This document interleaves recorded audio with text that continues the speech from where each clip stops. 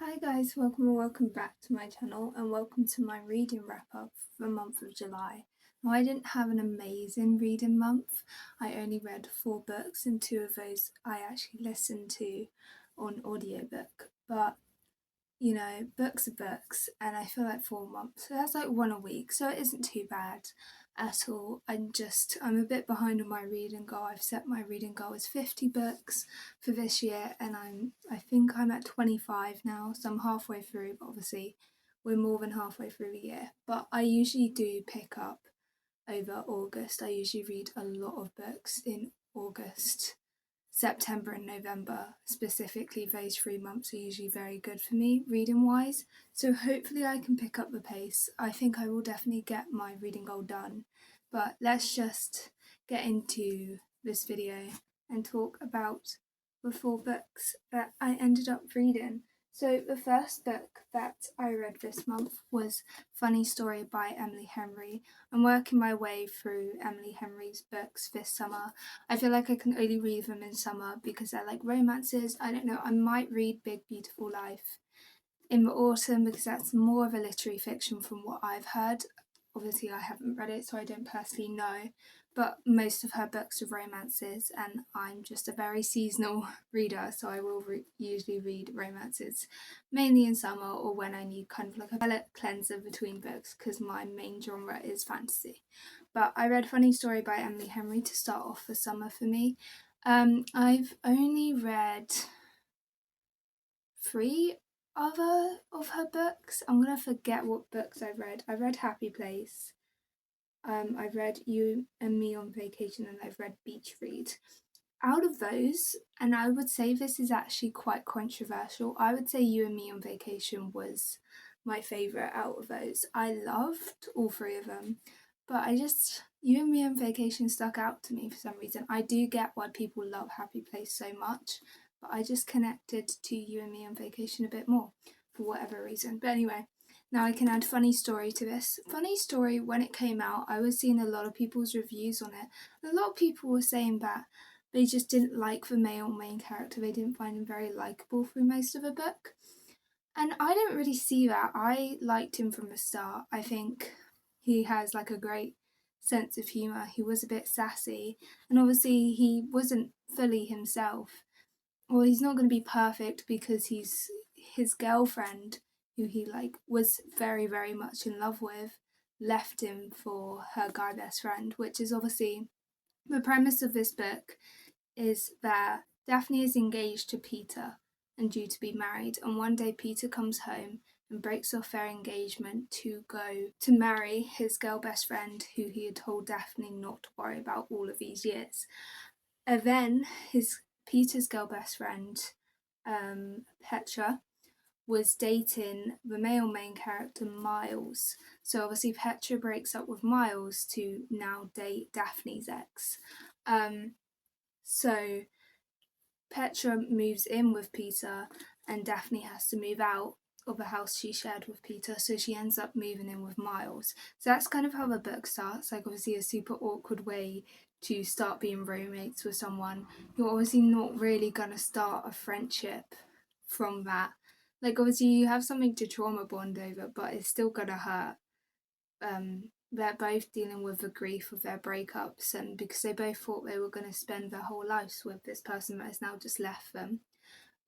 So yeah, neither of them are going to be perfect characters or have like insane chemistry from the start because they're both grieving relationships they thought were going to be the rest of their life.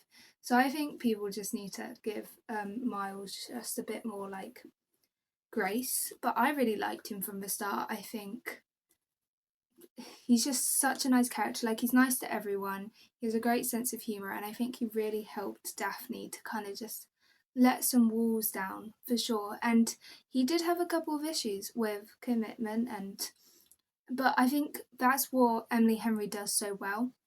She always makes them feel like real people.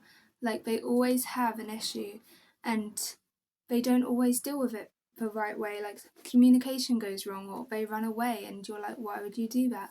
but is what would have happened in real life. Like, people aren't just gonna meet the right person and suddenly get over all their issues with them. Like, it's gonna take work, and Emily Henry shows like how two characters with like issues surrounding relationships can come together, and they're so different. I think that's also another thing they struggled with, is that they're so different, so like how could they be together? And Daphne like wanted to grow as well and didn't want to stay in the same town, so it looked like how could they really be together? But it's also navigating those issues, growing together, like figuring out whether they can actually be together or not. So I just love the way Emily Henry writes, and it feels like they're real people. And also just like the language she uses in her writing, I really like every book Emily Henry puts out. So I'm excited to keep reading through her catalogue, because I feel like everybody will recommend Emily Henry. So I ended up giving this book 4 stars. And then I listened to the audiobook of The Reappearance of Rachel Price, which is by Holly Jackson, who obviously wrote The Good Girl's Guide to Murder, which is one of my favourite book series of all time. The Reappearance of Rachel Price, I would say, it's quite a slow beginning, but I would say I've read, obviously, The Good Girl's Guide to Murder, and I've also read Five Survive by Holly Jackson. I would say I was more surprised by the plot twists in those books. I was expecting to have like a jaw drop moment. I'm not sure if like, I think the audiobook was good, but sometimes I usually have a better reading experience when I read it in the physical form, so I don't know if I would have had a bit bigger reaction if I was like fully invested in it, because I might have just accidentally missed a couple of details, or maybe just didn't hit as hard. But it was still a very good twist. It was still a very interesting story, but it was quite a slow setup, which I don't mind in a book. I would say it's just quite a slow build up.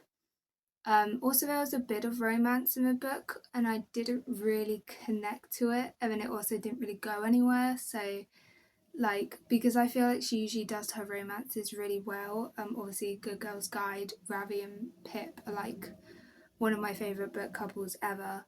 And then Five Survive, I think. I really love the romance that comes out of that as well. That's like such a. I need to reread that, because I remember that being such like a fever dream of a book. But I would say I rated it 4 stars. If we could do half stars on Goodreads, maybe like a 3.5, but I would say it was very, very good. I would definitely recommend it if you love her writing. It still has that like suspense and messy like dynamics, and then like the main character trying to figure out. I think that was my favourite part, the main character trying to like put all the clues together. I always love that part of her book. I just, yeah, the plot twist didn't get me as much as I thought it was going to get me, but it was still very good. And then on audiobook, I listened to An Academic Affair by Jodi McAllister. I really enjoyed this book, and I really enjoyed listening to it on audiobook as well, because I'm not sure what accents they had, but they had accents and it made it so good. I love listening to audiobooks when the characters have accents, especially like an Australian or Irish accent. That will always get me. It's just so much fun. But yes, I listened to it on audiobook and it was so good. I think I binged it in like a week, which is like, for me, that's fast for an audiobook. Um, I wouldn't say like I binged like a physical book in a week, because that's not binging, but for an audiobook, I usually take my time listening to it.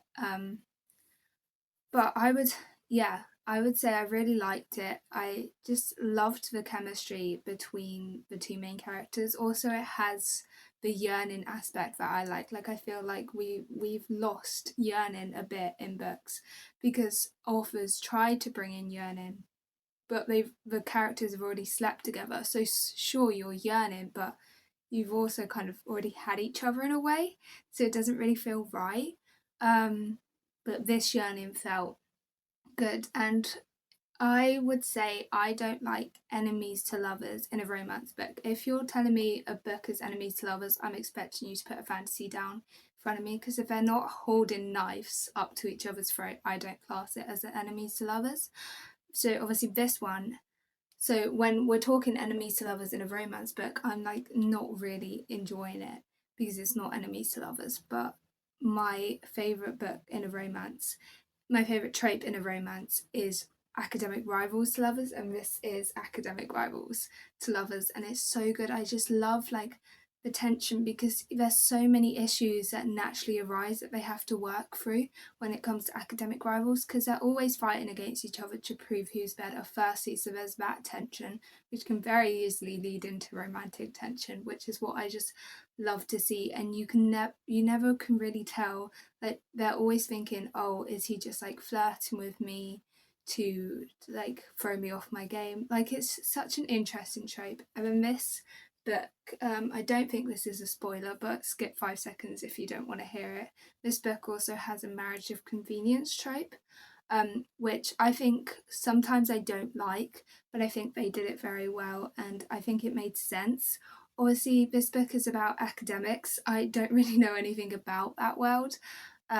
So the thing that they did the trope for, I don't know anything about, but it made sense, and also it really helped the book to evolve. And I feel like it just been obvious that they had just seen each other as academic rivals for so long. So when they started seeing each other as people, and they were forced to spend time together and actually like see each other as people, that's when it really came together. So I would say very, very good book. I gave it a 4 stars, but I would say around a 4.5. I really enjoyed it, and I think I would have enjoyed it like a bit more if I had read it in physical form, but I did really enjoy the audiobook. The last book that I read this month was a reread, and that was Six of Crows. This is my first time rereading this book. The first time I read it was actually in 2023, or 2023, according to my Goodreads. So 3 years ago now, and it still holds up. I remember absolutely loving this book when I first read it, and it still holds up. Honestly, it's better now because I feel like I'm more mature. Like I just feel like I've read so many books. When you come back to a book like this and you realise why it's such a classic, why it's stood the test of time. And again, like I was saying earlier, I feel like we've lost a bit of a yearning aspect in books. If you want to talk about yearning, the first place you have to look is Kaz Brekker. Like, this man yearns. And honestly, some people might be like, yeah, but he could just have her if he just like got over himself. Which, yes, that's true. If he did just get over himself a little bit and let his walls down, he could have her. But you also see so many times throughout this book what would happen if he did let his walls down, and it's never good. And also you learn in this book why he has such high walls, and it's so valid. Like, Kaz's backstory breaks me. All of their backstories break me. But if we're talking about Kaz in particular, his backstory actually makes me sick every time I read it.